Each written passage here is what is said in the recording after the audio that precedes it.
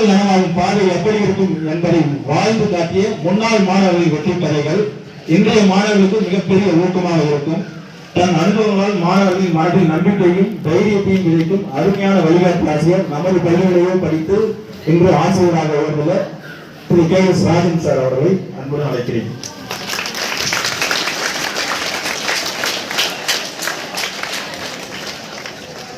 அனைவருக்கும் வணக்கம். நான் இந்த பள்ளியோட முன்னாள் மாணவன்றதை தெரிஞ்சுவான்னு சொல்லிக்கிறேன். நான் படிக்கிறது ஹைஸ்கூலாக இருந்தது.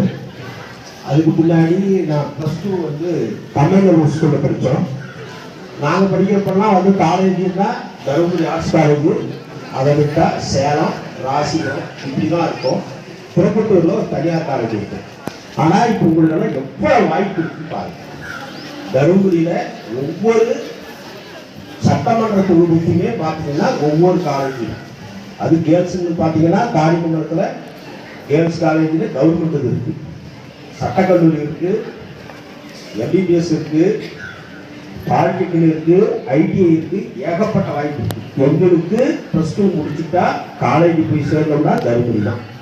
அப்போ ஒரே ஒரு கல்லூரியில் இருக்கிற எல்லா மாணவர்களும் சேரணும்னா உடனடியாக வாய்ப்பு கிடைக்குமா? கிடைக்காது. அப்போ நாம் என்ன பண்ணுறோம், நம்மளோட குறிக்கோளை என்னன்னு பார்த்துக்கிட்டு அதுக்கு தகுந்த மாதிரி படித்தாரா. நாங்கள் போய் தருமபுரியில் சேரோம். போய் BSc அப்ளிகேஷன் போடுறப்ப என்ன குரூப் வேணும் பண்ணேன். நான் BSc மேத்ஸ் படிக்கணும்னு நினச்சேன். ஆனால் நான் இங்கேருந்து பஸ் ஸ்டாப் காலேஜுக்கு போகிறதுக்குள்ள ஒரு 100 பேர் சஜஷன் சொல்லியிருப்பாங்க. என்ன சொல்லியிருப்பாங்க சொல்லிப்பாங்க? மேத்ஸ் படிக்காக. என்ன சொன்னாங்க? மேத்ஸ் படிக்காக. ஆனால் நான் படிச்சது அங்கே போய் அப்ளிகேஷன் போடுறேன். +2 கம்மைநல்லூரில் 183 மார்க் மேத்ஸ். போய் அப்ளிகேஷன் போட்டோம். அப்ளிகேஷன் போடுறது லாஸ்ட் டேட்டே முடியல. எனக்கு இன்டர்வியூ கார்டு வந்து போய் காலேஜ் சார். அப்போ நமக்கு அங்கே என்ன பேசுதுன்னா நம்ம சட்டம். அதுக்கு பின்னாடி பிஎட் குமாரபாளையம் காலேஜில் படித்தோம். அதுக்கு பின்னாடி பார்த்தீங்கன்னா 93 முடித்தோம். ரிசல்ட்டே வரல. இங்கே ஹைஸ்கூலில் இங்கே நடத்துறதுக்கு ஆள் இல்லை, வேணா நீங்கள் வாங்க PTOவில் கூப்பிட்டாங்க. ரிசல்ட்டே வரல. வந்தோம், இங்கே வேலை செஞ்சோம்.